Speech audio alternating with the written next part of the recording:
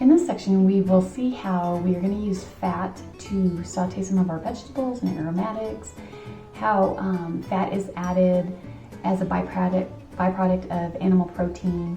Whenever you cook with animal protein, usually it's marbled in fat, so it adds some fat to your soup. Also, fats as a garnish. You can drizzle a little bit of oil at the end of your soup, or even dollop some sour cream or creme fraiche, or even sprinkle some cheese, and they all have fat. So fat is one of my favorite ways to really either make a soup look pretty or get that really velvety mouthfeel and that satisfying bite, so to speak, to soup, if that makes any sense. So since we use fat in all of our cooking, including making soups, it is good to know what are the health implications of the fats that we choose. We will briefly touch on the two main types of fats, saturated and unsaturated fats, and how it affects our bodies. This is important so that you can choose the right fat for you.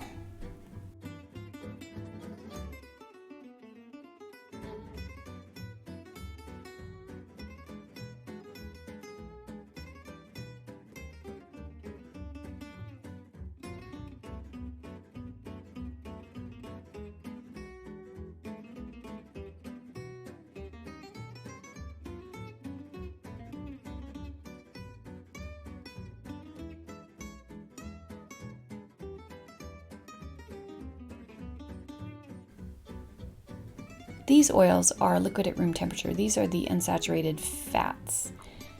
These can be used for frying, for finishing oils, for even salad dressings. You have the olive oil, walnut, and corn, which impart a very distinctive flavor. And then you have the more neutral flavoring oils, such as peanut, canola, avocado, sunflower, flaxseed. They have more of a neutral taste. For nuts and seeds, they contain a high amount of oil. That's where we get our oils from. Just know that when you're adding a nut butter, for example, I use peanut butter in some of my African soups. It gives it a creamy texture and slightly nutty.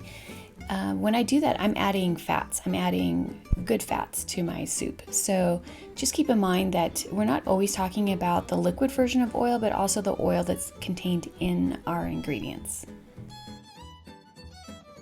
Smoke point is an important concept to understand when cooking. An oil with a low smoke point will burn at a lower temperature, so it's important to know which oils these are and not use them at high temperatures, so don't saute with them. Oils with low smoke point tend to do well as finishing oils or with salad dressings.